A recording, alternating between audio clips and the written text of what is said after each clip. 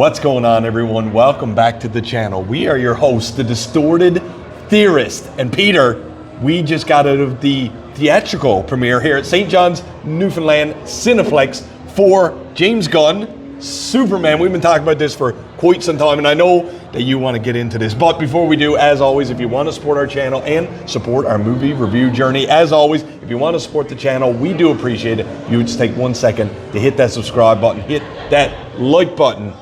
Take it away, Peter. It's the new Superman. James Gunn is... Great movie. Great movie. You loved it right off the gate. Right off the hop. I had high hopes for this movie coming in, like a lot of the movies that we're seeing. Like Fantastic Four, I got high hopes, but I'm very cautious about. But this Superman movie, I had high hopes for. I enjoy James Gunn's stuff. Obviously, we've known him from Guardians 1, 2, and 3, the Suicide Squad.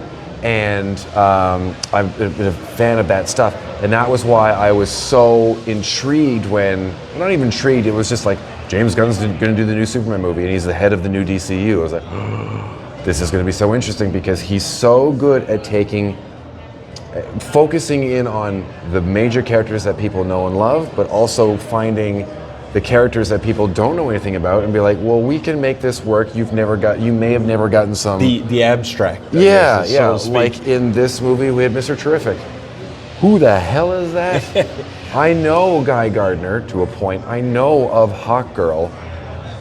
Most of these names for me as well, obviously Green Lantern is Green Lantern, yeah. But some of these names like the Mr. Terrifics and, if I'm not mistaken, and the Hawkgirl, stuff like that. Actually, my first introduction as one of my favorite shows, if not my favorite show of all time, is Smallville. Right? Tom Welling, please come back and be Superman just one more time. I love you. No, he's but done. You know what? It's funny because as someone who didn't grow up reading comics and seeing now that the superhero genre just took off in my lifetime at the theater, I'm glad I watched Smallville because I do feel like I have that big Superman foundation, that base that I can like kind of use as a standard going into some of these movies and understanding the background of it all. Like obviously it's in the trailer, we're trying to be spoiler free, almost 100%. So, but I mean, you do know his mother and father are in this, the Kents. That is something you see in Smallville and you get that. So I didn't need to see that in this movie, which we get very little. We get the tribute to it, but we don't get no in-depth discussion, which was fine, I think. Yes? We didn't get the whole, Dad, what do I do with all these powers? Yeah. You must use them for good. But why, Father? and we don't get any of that. It's just, he's Superman. He's Superman. It's established that he's Superman. And David Cornsweet's Superman in this film is probably the most accurate version of what I would consider I thought he was great. Superman. I'm just going to cut in. Since I thought he was sick. He was, yeah. Like he was a human Superman. He's a Superman, don't get me wrong, I loved Henry Cavill's version of Superman too, but his version of Superman was a god, and what the whole thing with Zack Snyder was portraying about like, well, how do we control a god? What do we do? Or not that we control, what do we do now that there's a god in our midst? Yeah. This movie looks at that, but then kind of pulls it back and shows the human side. Well, even like physicality-wise, I think I had some apprehensions first, and maybe some of you did as well, of just him being Superman. Like David Cornsweet, no offense, lesser-known actor in my opinion, because I've never heard of him being in things that I've ever watched. He was in Twisters. Didn't even know he was in that. But, irregardless, Which we reviewed. I feel like when he was in the suit, I was like, this is Superman. Like this guy. We don't need to see, Superman does need to have a presence in terms of being big, but he doesn't need to be But he had a presence, like almost like when he steps on screen or flies on screen or whatever, I was like, oh shit, Superman's here. Like that's the feeling I had, which was good because it was a hesitation that I had going into this movie, and I feel like they put that down. I do want to talk a little bit, and I will throw it over to you in a second, is one thing that did fall a little flat for me was the supporting cast. Now, I don't mean, I'm going to butcher this, Rachel how'd you say it? Brosnan. Yeah, Brosnan. Great Lois, I thought. Loved that. Jimmy Olsen was good. It was those, yeah, he was good too, but like it was the other little characters that I was like, why did they And of course, Nicholas Hoult as Lex Luthor was also great, but we'll get into that in a second. But it was just the little characters. Like, honestly, I didn't really care for the Green Lantern, the Mr. Terrific, and the Hawkgirl addition. Not sure if it was needed. The people at the Daily Planet, a couple of those actors and actresses, what did they do? I'm leaving. I don't know. We don't need to have a giant supporting cast for. You're always gonna in these movies. You're always gonna have people that show up and we're like, right, they're them, and then they're like, and then they run away. Yeah. So like in the Jimmy Olsen was great comedic relief. he's Clark Kent's buddy at the Daily Planet. Yeah. And that's all he needs to be, and that's all he is. Yeah. When we've got. I liked the addition of the Justice Gang, as they call themselves, and has been shown in the trailers. They are comic relief, which is James Gunn's style. It worked. We needed to. He needed buddies. There was no way in this story that Superman could have done this all by himself. No, I get that. You know, it's just some parts. I guess. Again, I'm being critical. I'm trying to be not gas it up just because it's Superman. But like, I didn't know. I don't know. There was no emotional attachment there. So sometimes they were there, and I was like, right. You need to be here, though. If Nathan Fillion had just gone like, well, and that was it. The character that was not a real character that I've never really encountered for, that I was like, number 4. But again, something about them being on screen, they had a presence. But that's what I mean. It was a bit, I'm not saying the Green Lantern is as powerful as Superman. I'll be honest with you, in the realm of comics and stuff, I don't know where their abilities stack up. But it was a little disheartening sometimes to see Superman, kicking ass of a certain creature, person, whatever. But then when Guy Gardner was doing his thing, he had trouble. So I was like, but you're supposed to be like one of the big superheroes, though. So that part was a bit icky to me. But Lex Luthor, Nicholas Hoult, I thought was a great Lex Luthor. Now, still never going to be a Michael Rosenbaum, if I'm pronouncing that right. But what do you think, Lex Luthor? Do you think he had like that grit that usually he needs? Well, it's not that he had the grit, which he did in the third act of the film. Yeah. He worked as well as a psychotic. As much as he thought he was the goodie, maybe we're the baddies, is pretty much where that came from. Because he's so obsessed with Superman. Envy. Envy, and it even comes out in the film. Like, there's a line in the film, it's not a spoiler, but it comes out, he's like, I just don't like him. Yeah. I just don't like him. And it's straight up, it's like, well, that's it, fine, okay. Yep. It's not like, you crushed my mom with a house. Yeah, that's true. He denied my bank loan. There was no deep-rooted reason why he hates Superman. It was a very human reason why someone would not like someone. Wasn't like Jamie Foxx's Electro when they forgot his birthday. Exactly that. So I enjoyed that. I thought he was a great foe. There was Brawn.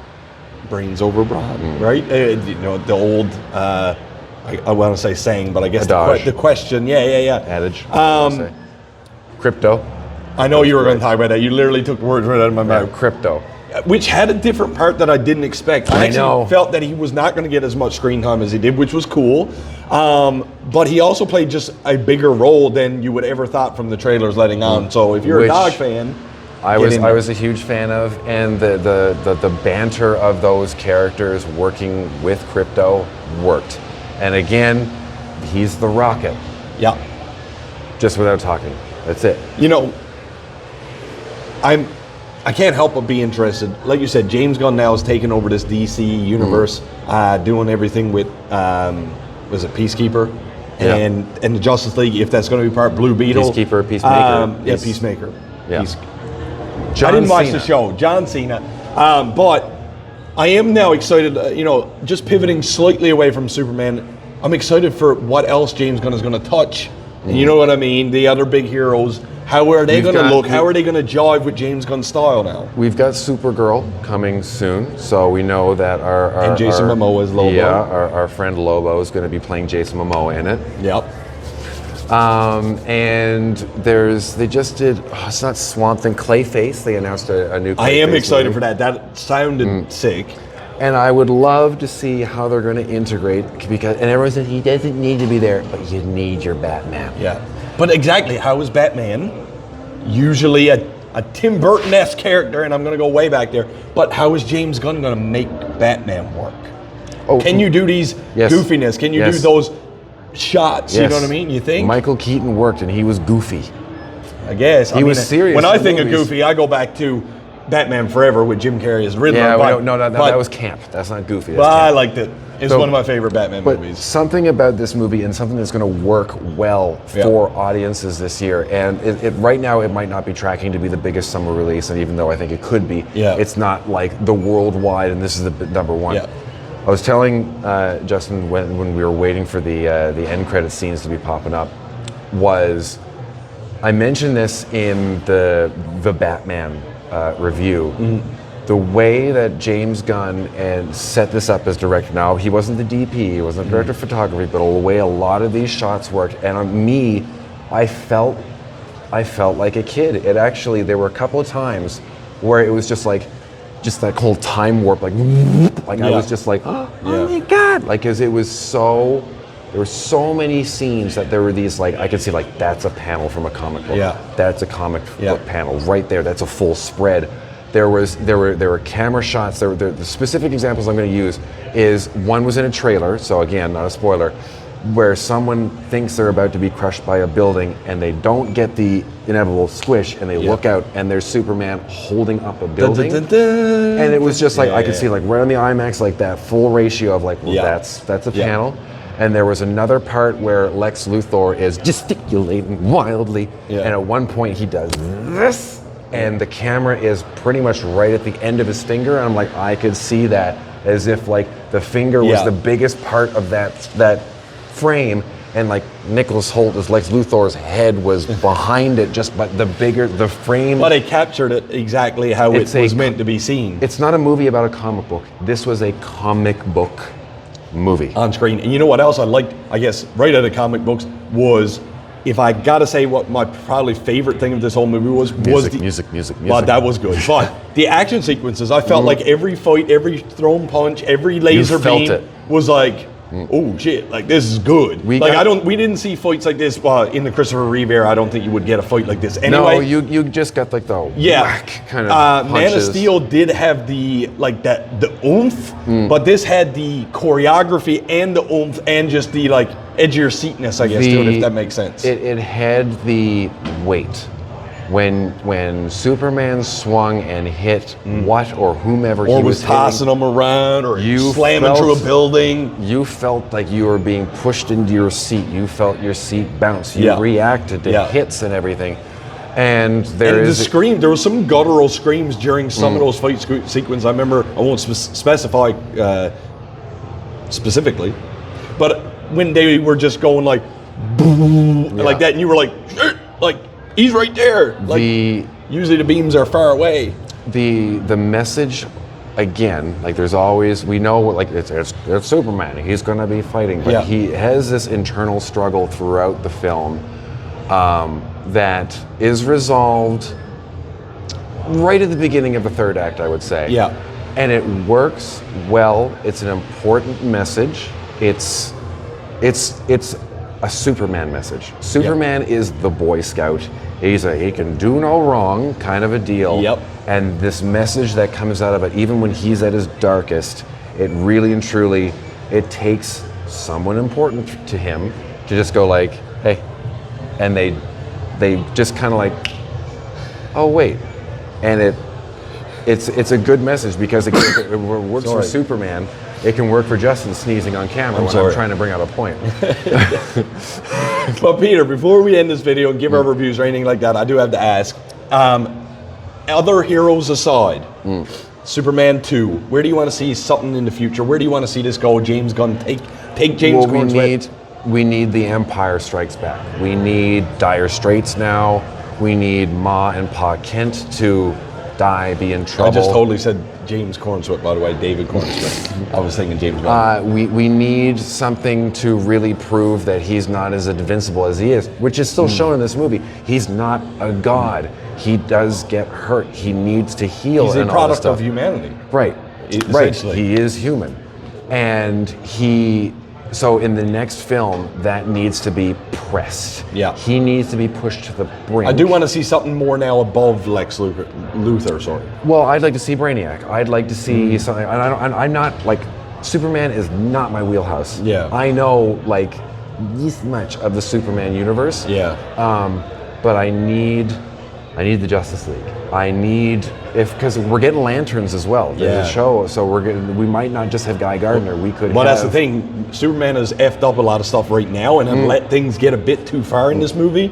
Maybe the Lantern Corps is like, Guy Gardner's not doing quite a good job. We might want to visit this planet. Yeah. Maybe that'll be the conflict. We don't know. I need a Batman. Whether it's going to be Robert Pattinson's The Batman, or if we're going to introduce a different Bruce Wayne, I need that. Yeah. I don't need the Joker. We don't need that. But if we're going to keep going in this direction, I'm hoping... We need the big boys. We need the big players. Well, yes, but... Even in passing, even a Bruce Wayne in passing. And that's the thing about James Gunn, because he's going to keep us guessing. Because everyone wants to see the Justice League. But he's like, yeah, but I can use the Justice League characters that we saw and loved back in 1982 in these 3 issues that no one knew about. I want to see the little... Oh my God, I can't remember his name. It's like Zixel the Boop. It's this little weird, floaty, magical leprechaun character. You lost me right there. And he messes with Superman.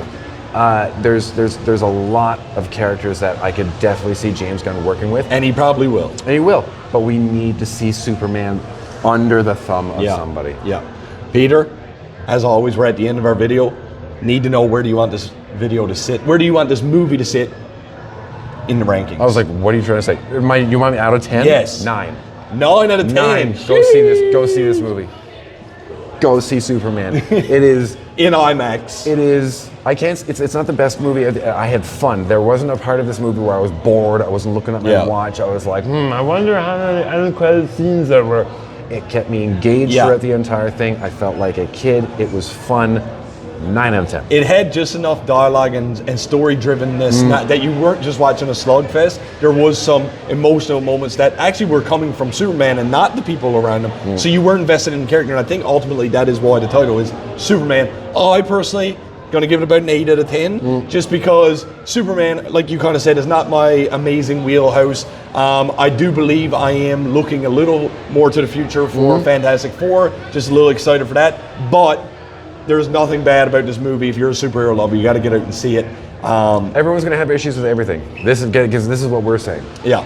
If you like it, if you go see it and you don't like it, Well, you know what they can do. Ladies and gentlemen, thank you so much for joining us for our reaction, review, and breakdown right out of the theater of Superman by James Gunn. As always, if you want to support the channel, we do appreciate if you would just take 1 second to hit that subscribe button, hit that like button. Leave us a comment down below. Did you see Superman on opening weekend? If so, drop a comment down below. Did you enjoy it? Was it something that missed? And are you looking towards the future? And what other heroes do we want to see in the James Gunn universe? And with that, I am the real Jussy. I'm Peter Parkour, and like we always say around here, keep it real.